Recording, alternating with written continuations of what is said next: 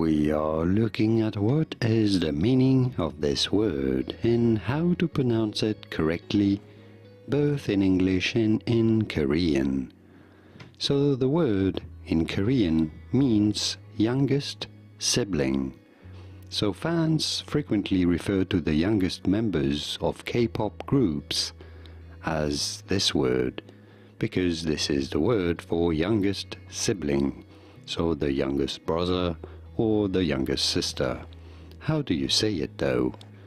In Korean, it is normally pronounced something as Maknae, Maknae. In English, however, it is normally said as Maknae, Maknae. Just replace the K with a G sound.